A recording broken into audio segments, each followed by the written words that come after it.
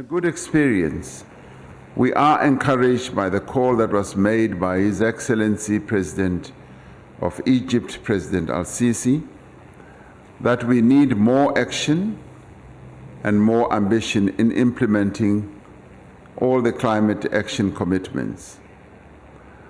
We also agree with the Secretary General of the United Nations, Antonio Guterres, that we can no longer afford any further delays in mitigating the effect of climate change.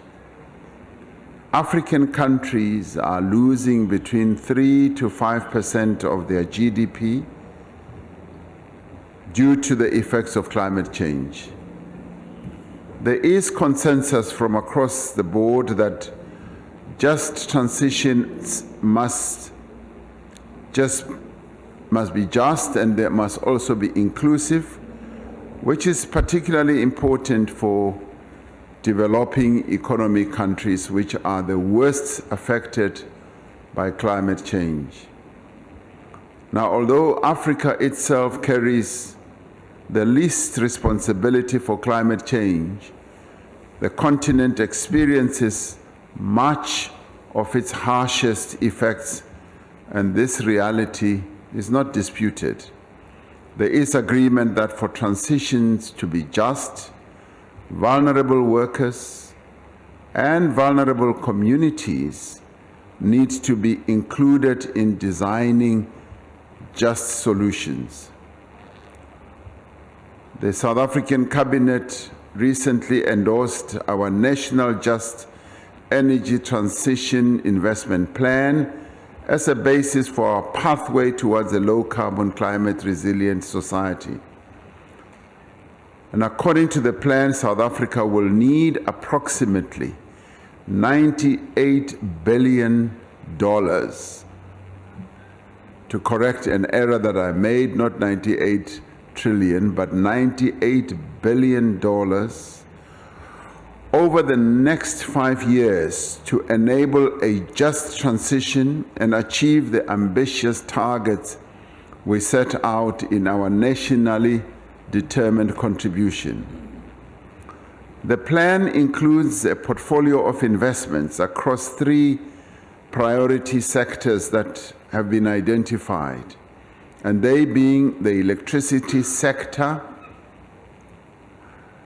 as well as the green hydrogen sector, which is a new sector for us, and the new energy vehicles sector, which is also a new sector.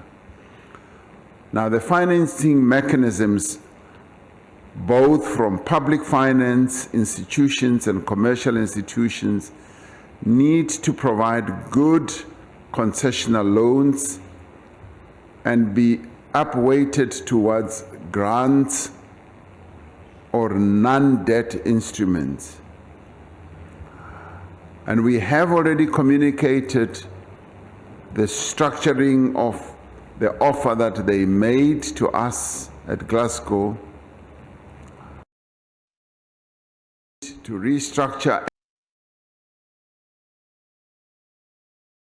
our investment plan. Requires much more money to be properly and fully implemented.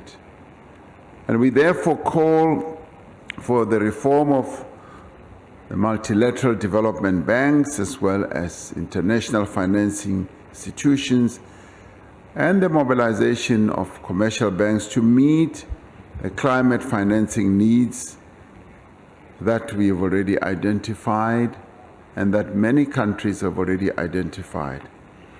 At COP26 in Glasgow last year, France, Germany, the United Kingdom, the United States, and the European Union offered support in the form of, as I said, the Just Energy Transition Partnership. It is our hope that this partnership will offer groundbreaking processes for funding by developed countries for the ambitious but necessary mitigation and adaptation goals of developing countries. Now, whilst we've been here, we've been holding a number of bilateral meetings aimed at consolidating common views on climate action, on just transitions, as well as on funding processes. So our meetings have been really beneficial, and we believe that it is only with substantial support that Africa can build the resilience that it is required to build to protect itself and safeguard our economies. It is only with significant additional funding that we can ensure that future generations of South Africans, and indeed Africa at large, live in an environment that is clean, conducive to health and well-being, and that has not been destroyed because of the inaction of today's leaders. I thank you.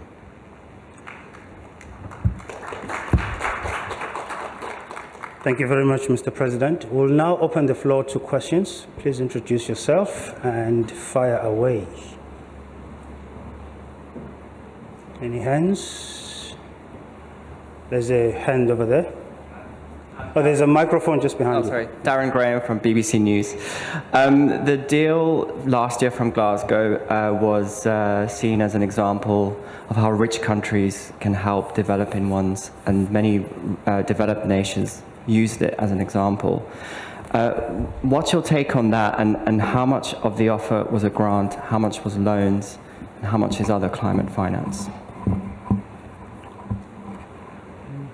Mr. President? The deal that was struck at COP26 in Glasgow was quite historic, in the sense that following the various commitments that had been made in the past to make funding available, we were actually seeing